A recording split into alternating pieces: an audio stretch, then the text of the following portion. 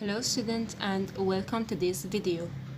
Today's lesson gonna be on one of the major type of banks which is spread nowadays in the Islamic country, since some of banks are using riba when lending money. Therefore, people escaping to manage their money happen to the Islamic Sharia. As consequence, people are dealing with the Islamic finance because it's a way to manage money that keeps within the moral principle of Islam. It also covers things like saving, investing, and so on. It's considered as an investment and financial concept which expand globally. People are becoming more aware of the Islamic banks.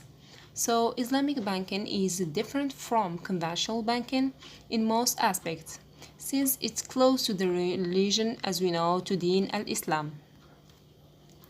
To start with, we are going to pick or reach the points and see what is the Islamic finance.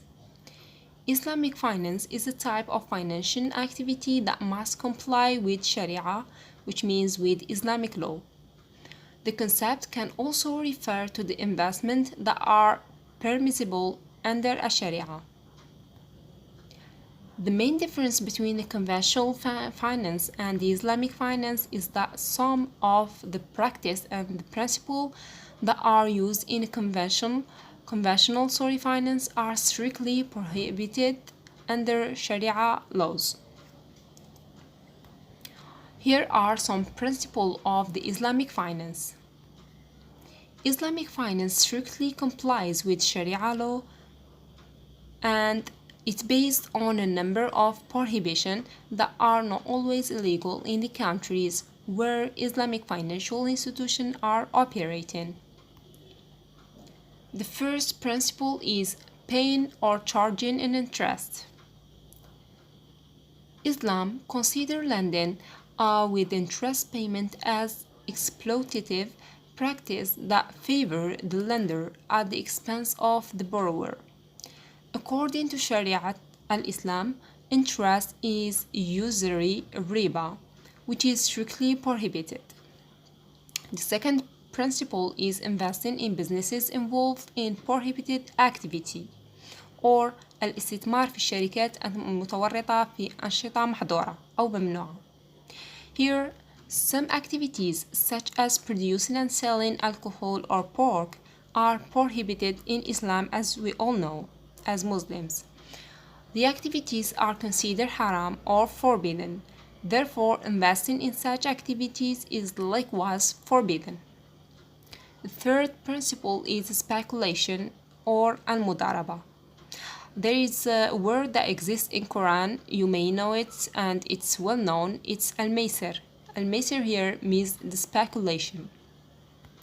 So, Islam or Sharia strictly prohibits any forms of speculation or gambling, which is called the maysir. Thus, Islamic financial institution cannot be involved in contract where the ownership of goods depend on an uncertain event in the future. In addition to that, Islamic finance is based on the two other crucial principles. There is material finality of transactions. Each transaction must be related to a real underlying economic transaction. Also, there is loss sharing. Parties entering into a contract in Islamic finance share profit loss and risk associated with the transactions. No one can benefit from the transaction more than the other party. Now we are going to see some types of the Islamic finance. The first type is murabaha account inputs.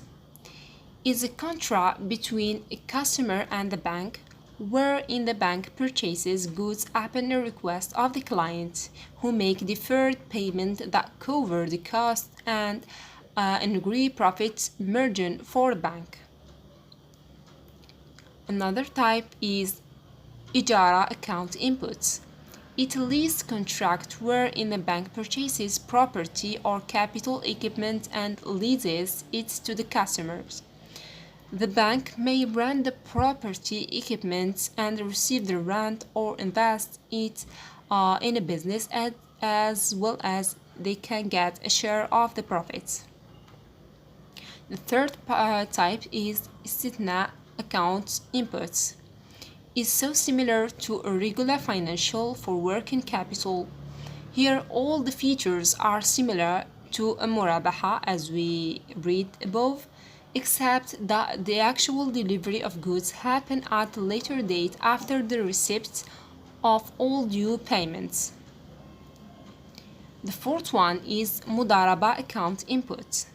It's a contract between the investors and the bank. The investors approaches the bank and shares the investment plans. It's based on that the bank funds the money for the business and shares the profit earned by the investors.